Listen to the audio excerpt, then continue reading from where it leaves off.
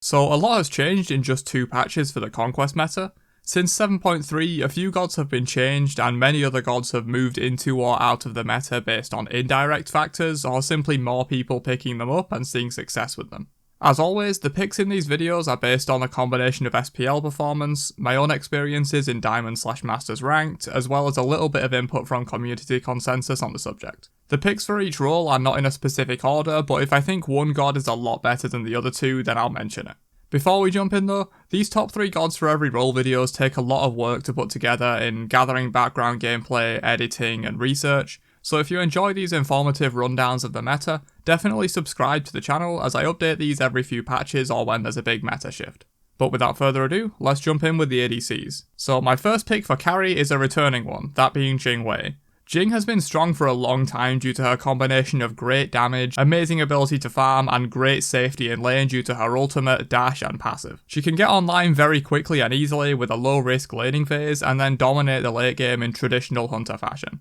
With the crit meta we're in right now for carries, she's only gotten stronger as well due to her built-in crit chance, allowing her to reach 90% crit with just 2 items and her second ability. Jing is a really safe pick that can pretty much fill any playstyle. You can definitely play her defensive and farm focused, but if you're skilled on the god, you can definitely play aggressive as well and look for fights. So it's really up to you with how you play this god, and she's extremely flexible. My second ADC pick is a new face, but one that's really stormed into the meta over the last month or so, that being Ula. Ula has honestly been lurking on the edge of top tier for a while, mostly due to him being a constant threat and you having to live 1 axe away from death for most of the game. He's pretty high skill and quite a risky pick because if you get behind on Ula, he really doesn't do that much due to his lack of good CC and the fact he's worse with a traditional attack speed hunter build than others like Jingwei are. But my god, if an Ula gets ahead in lane, the game can just be over at that point, which in my opinion is worth a top 3 placement. His burst damage is crazy, he does great in both the 2v2 and the 1v1 laning phases in duo, and yeah, like I said, if he gets ahead you can literally die to 1 axe unless you have beads up. And finally we have Heim. Yeah, the nerfs he's taken are significant and he's no longer hands down the best ADC in the game, but I think he's still top 3 right now. Crazy burst damage, works really well with crit and can perform at pretty much every stage of the game. There's not much Heim doesn't have besides safety. His ult is one of the best hunter ults in the game due to the insane damage and get off me potential to save yourself or buy some time for team rotations, or even just set up for your team. You can honestly Heim ult and follow it up with your mid laner's ult and it's lights out for that god. He can get back to lane super quickly, even faster than Jingwei if you use his crystals correctly, and can get tons of pressure on the duo side of the map for early goal furies or just to allow the jungler to focus other lanes. As I said, the only thing Heim really lacks is safety since besides ulting someone and crystalling out of the fight, he doesn't really have good movement options to get out of a bad situation. But other than that, he's still a solid ADC pick right now. And quickly before we talk about solo laners, an honourable mention goes to Hu Yi. I've personally seen a ton of Hu Yi in ranked and he's been doing insanely well, plus the SPL backs this up with his pick rate climbing there too. And in the crit meta, his passive is actually kind of useful as well, so that helps. Alright, let's move on to some solo laners. Solo laner number 1 is a familiar face, that being Camazotz. He's not really taken any specific nerfs and is still the go-to god for an aggressive lane dominator in solo. He loses very few matchups and even the ones he does lose are doable because of his ridiculous sustain and safety from the ult and leap. He's very hard to shut down, which combined with his insane damage allows him to bully lane very easily and not be too afraid of ganks, especially once he gets his early defense online. He can snowball out of lane, rotate early with a huge lead, and make waves in teamfights off early goal fury attempts, which can get your team rolling into the late game. That's what Kama likes to do from lane. The only real issue with Kama that keeps him in check a bit is that he has to be ahead. If you manage to shut him down or keep him even, he'll be useless in the late game compared to a lot of other solo lane warriors or guardians that can bring much more CC and zoning to the table, whereas Kama brings pretty much just burst damage and his teamfight value comes from that.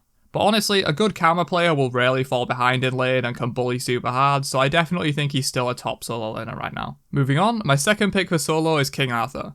So we haven't seen Arthur in the top tiers for a while, and with the Glad Shield nerf I expected him to fall off quite a bit, but honestly I've been playing him a lot and seeing others play him as well, and he's doing really well. He can be easy to shut down in teamfights with all the anti-heal that's in the game right now, but honestly the laning phase with King Arthur is free in most matchups once you get Glad Shield. Just don't feed in the first 3 minutes, back, buy Glad Shield and maybe Health Chalice, TP back to lane, and you pretty much can't lose unless your blue is getting heavily pressured and you run out of mana. Otherwise, just spam your abilities and win the laning phase, then rotate mid game when you're pretty much unkillable because people haven't got their pen and anti-heal online yet, and you can make a huge impact. And finally, for number 3, I'm going to go with Amaterasu. Despite some nerfs a while back, Ama still brings so much to teamfights that she has to be in the top 3 solo laners for me right now. Yes, she has a weaker early game than the likes of Camazotz or Osiris or even King Arthur once he gets his shield online, but she makes up for it in droves once she gets out of the laning phase, and honestly, once she hits level 9 or so, she can easily full clear the wave with dash into mirror, or even just mirror from the front of the wave. It's only really her levels 1 to 5 that are super weak. After that point, she can hold her own and just ride it out on her insanely strong late game. Try to pick her with a high pressure jungler, since a good Kama or Osiris will try to invade every blue buff you have in the early game to force you back to base early and cause you to miss farm. But like I said, once you get past level 9 or so, you can probably out-secure most gods on your blue anyway because of the full charge mirror hitting so hard.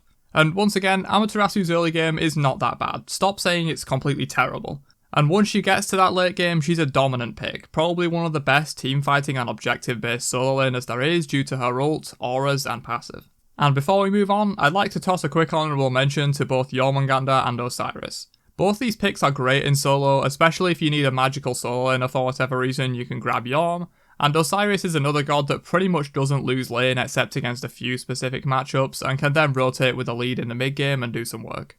Alright, let's talk about some mid laners. So let's talk about the elephant in the room first, that being Aphrodite. She got some pretty major buffs recently, no idea why, and now she's a top tier mid laner that can even flex into solo too in the right matchups. Her damage is pretty much on the level of other mages now, aside from her ultimate of course, which allows her to actually burst people down consistently in teamfights, while of course being a healer as well, that can sustain her team and force the enemy to buy subpower items to counter her. Of course, she is counterable. Anti-heal exists, and certain picks do really well into her, like Sobek, Kama, or any assassin or warrior that can dive her in the backline really easily. But the key thing is, it becomes much harder to counter her, and she's living longer in teamfights. Living longer is all Afro really needs to do to win fights on her own through her sustain. Plus, of course, her ult is insane for safety and allowing her other teammates to dive the backline for free and get out safely. No one asked for these buffs, but they're here, so get used to Afro being in your games or ban her if you're in ranked. Mid laner number 2 is a returning face that everyone loves to see, that being Persephone. Yeah, plants still one-shot you, and her 1 and ult can hit you from way too far away and cause absolute chaos in teamfights from a position of near complete safety. The ult can lock down an entire team if used correctly in a jungle teamfight, and can often force multiple beads, which for a mage ultimate that also hits ridiculously hard is pretty crazy. She is a little harder to play properly than some other mages, but Persephone's damage is pretty much unrivaled by any other mage, and she does it from insane range, making her super safe on top of that. I don't think anyone is disputing Persephone being a top tier mid laner right now. But one mage who can rival Persephone's overall damage output is Merlin. This guy has a crap ton of damage given he has 6 damaging abilities, and that's excluding his ultimates, which also do a bit of damage as well. He works really well with the current mage builds since he never really liked stacking anyway. He can just rush into Pendant or Coin or Spear of the Magus and nuke people pretty much from minute 1. He's not quite as safe as Persephone due to his lack of range, but his damage output and consistency makes up for that. Even if you miss one ability on Merlin, you still have 3 more to use, and he's also a lot easier to play than Persephone even if her true potential is higher. His blink is really nice and counters a lot of dives, but gods that can dive him, burn the blink and then follow him afterwards like Daji will do really well into him. But he's still Merlin and can drop half his kit on himself and turn the dive around in 2 seconds flat, especially with some good peel, so I definitely think he's still a top tier mid laner right now. And finally, honourable mentions to the Morrigan, who once again has a high skill cap but is capable of some ridiculous plays from mid if you're good with her. And Discordia, who's been rising very quickly since the changes to her ultimate that made it faster and longer. However, she's yet to be truly proven as a top 3 mid laner compared to these other picks. We'll keep an eye on her situation for the next time I update this video though. Alright, moving on, let's cover some junglers next. So the first jungler is probably no surprise to anyone, yeah, it's Thor. Ever since his rework, Thor has been a dominant top 3 jungler, and I don't see that changing anytime soon unless he takes some more nerfs, mostly because Thor just does everything you need from a jungler, and isn't really meta or team comp dependent. You can kinda just pick Thor with and against almost anything and do well. His clear is good, his ganks are amazing with the semi-global ultimate, and his team fighting is honestly pretty good after the rework since his damage doesn't really fall off anymore like it used to. A full Thor combo from his ult will still 100-0 the enemy mid or ADC even in the late game, especially with Heartseeker, which can't be undervalued. And honestly, Thor just does everything you need a jungler to do right now and does it well. You can't go wrong with a Thor pick. Jungler number 2 is a new face since the last one, that being Daji. There's been a lot of meta shifts in the jungle since my last video, and while Daji was definitely strong in 7.3, she wasn't quite top 3. However, now I think she's got proven enough results, and I've seen her in a ton of my games, so I feel comfortable putting her in top 3. She's one of, if not the best assassins in the game for diving the backline and nuking enemy mages or hunters. She can blink or 3 in, auto attack 1, auto attack and then 2 to finish off the target or get away. And where other junglers like Thor might have issues if they dive into the backline using all their mobility, Daji can simply press 4 and buy tons of time for her team to show up, or simply for her to secure the kill and get out safely, as it's extremely hard to cover all of her jump options from the parallel. She doesn't have the global mobility that Thor has, but she's much safer at diving while still doing similar burst damage to Thor on a single target. They do different things, but honestly I think Daji is almost as strong as Thor right now, but not quite. And the final jungler for the list is another new face.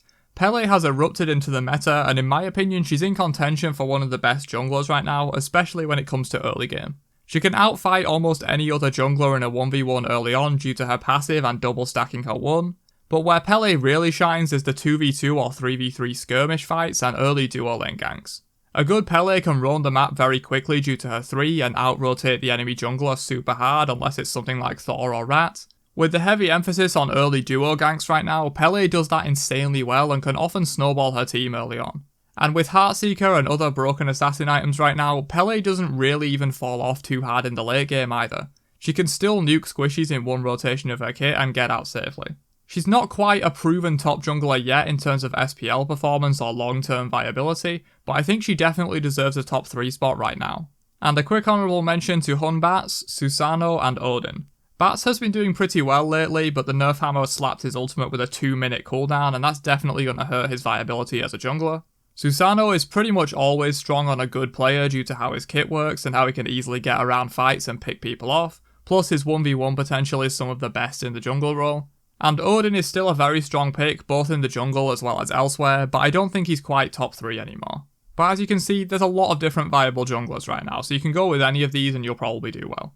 And last but certainly not least, we have the support role. First up for the supports is Yamoja. She's not even seen close to enough nerfs to bring her out of top 3 status for the support role. She brings everything you need to the table and more. She's insane at playing aggressive due to her great CCs and damage output that's higher than most Guardians, but she can also peel fairly well with those CCs and the ring, plus heal and shield her teammates. She causes so much chaos in fights with her ult and general CCs, plus she has no cooldowns and can use everything all at once if she needs to, like if the enemy assassin dives the backline. She can heal and shield, stun, slow, ring, and even ult if she needs to, just to make sure that enemy dies instead of her carry.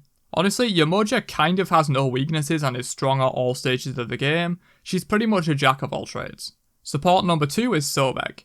He's seeing a ton of play and even gets banned a fair bit with good reason. He has all the typical Sobek things such as great diving and great peel, DR resistant CCs, great sieging and siege breaking, plus one good pluck can pretty much win a team fight on its own.